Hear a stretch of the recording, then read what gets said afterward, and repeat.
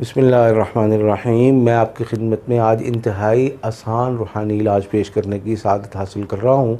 लोग ये कहते हैं कि हम किसी मुअल्लिज से इलाज करवा चुके हैं, शिफा मिल चुकी है, मामलात हालात दुरुस्तगी की तरफ चले गए हैं, लेकिन मसला ये है कि बार बार हमारा दुश्मन हमला आवर हो रहा है।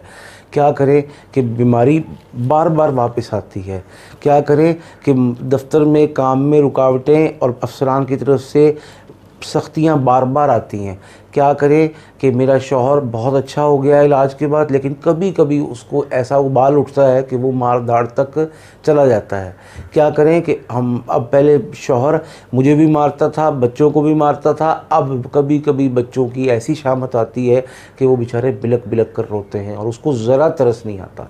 तो इसमें एक अहम बात याद रखने की है, एक होता है इलाज, एक होती है काट इलाज कहते हैं इसको कि आपने तावीज़ इस्तेमाल किया, इलाज कहते हैं इसको कि आपने तावीज़ पिया, इलाज कहते हैं कि इसको आपने तावीज़ लटकाया, इलाज कहते हैं कि इसको कि आपने अगरबत्तियाँ सुलगाई, ये सारे काम कर लिए।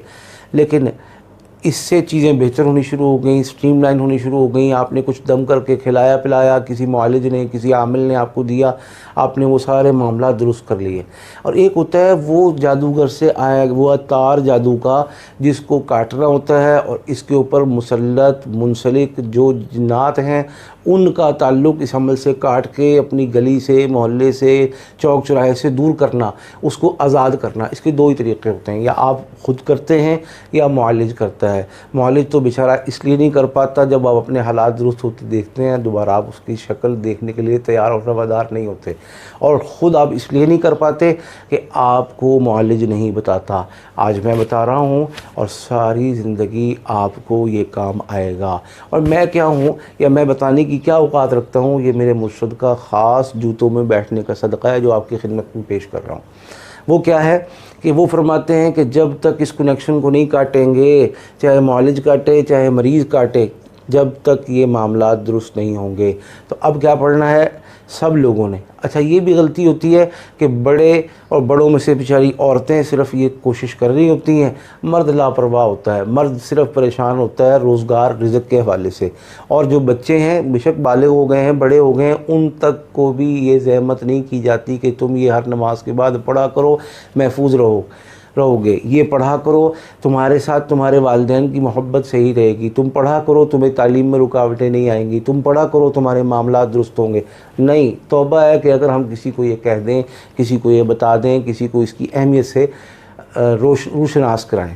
तो आज मैं अर्ज़ करता हूँ कि हर नमाज के बाद सिर्फ़ 3 मरतबा सूरह फातिहा, 3 मरतबा आयतुल कुर्सी और 3 मरतबा आखिरी 3 कुल ये पढ़ें, और पढ़ के हाथों पे दम करें और सारे जिस्म पर फेर लें। और अगर इसको साथ ही पानी की बोतल पे दम करके पीते रहें तो इंशाअल्लाह अल्लाह के हुक्म से मामलात दुरुस्त हो जाएंगे। अब होता क्या है, ये पढ़ा मैंने अपने लिए, मैंने अपने बच्चों पे, एक पे नहीं 3-4 पे दम कर दिया, तो ये तो चीज़ बहुत थोड़ी सब में तकसीम हुई। लिहाजा वो बच्चे जो अभी नाबालिग हैं, वो बच्चे जो अभी पढ़ नहीं सकते, उन सब के लिए अलग-अलग पढ़ने का एहतमाम करें। और अगर बच्चों को ये सिखा देंगे तो आपकी मुश्किल भी आसान हो जाएगी और बच्चे आदी बन जाएंगे। आप भूल जाएंगे, बच्चा नहीं भूलेगा।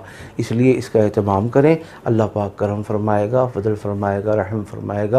कामयाबियाँ, इज़्ज़तें, सेहतें, खुशियाँ आपके घर में डेरा और बसेरा कर लेंगी।